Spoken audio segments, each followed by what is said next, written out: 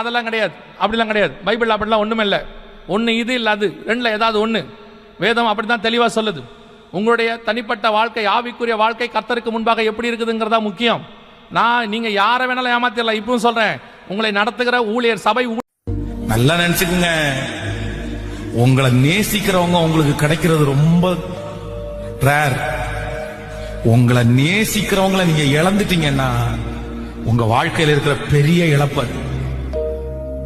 உங்களை நேசி ஆத்துமமே என் முழு உள்ளமே உன்னாண்டவரை தொழுதேத்து இந்நாள் வரை அன்பு வைத்தாதரித்த முன்னாண்டவரை தொழுதேத்து.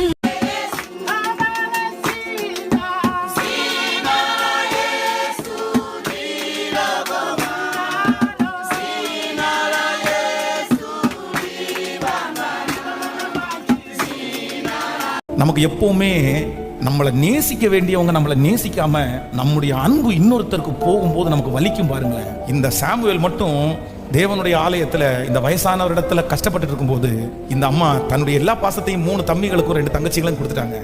எனக்கு ரொம்ப ஆசை ஒரு டாக்டரை கல்யாணம் பண்ணணும்ட்டு. என்னுடைய சித்தம் அதுவா இருந்துச்சு. இவருடைய சித்தம் நல்ல ஹைட்டா பொண்ணு வரணும். எவ்வளவு ஹைட்டுன்னு பாத்துங்க.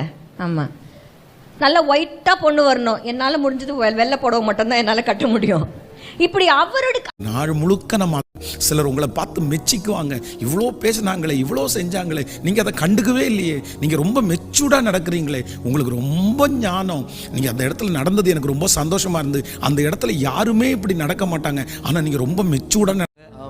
நான் அடிக்கடி சொல்லுவேன், எவ்வளவோ கோவில்கள் கட்டினாலும், கோபுரங்கள் நிறைந்த கோவில்கள், எங்கெல்லாம் கோவில்கள் இருக்கு, ஆனாலும் கோவில்களில் அவர் தங்குவதில்லை.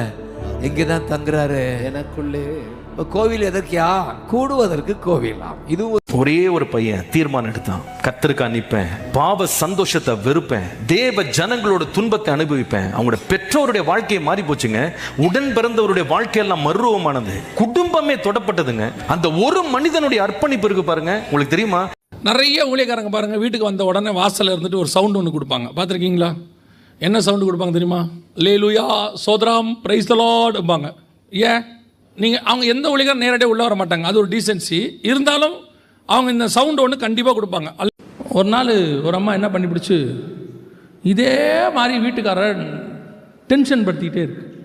எது சொன்னாலும் எங்கள் அப்பா மாதிரி இல்லை, எங்கள் அப்பா அந்த காலத்தில் அப்படி, எங்கள் அப்பா எங்களை இப்படி வச்சுருந்தாரு, எங்கள் அப்பா. ஒரு நாள் அவனுக்கு ரொம்ப கோவம் வந்து போச்சு. கையை பிடிச்சி தர தர தர